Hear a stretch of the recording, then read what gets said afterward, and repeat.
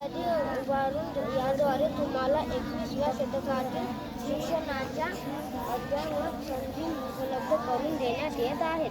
राज्यातील काही शाळांची सद्यस्थिती आणि शासनाच्या अनुदानाच्या मर्यादा विचारात घेऊन दत्तक शाळा योजना राबवण्यात येत आहे, जेणेकरून त्या शाळांमध्ये चांगल्या भौतिक सुविधा पुरवता येतील.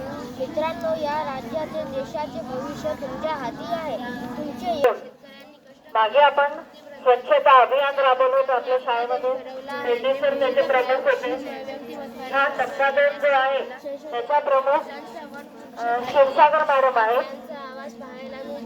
हा टप्पा 1 जानेवारी पासून ते 15 फरवरी पर्यंत आहे.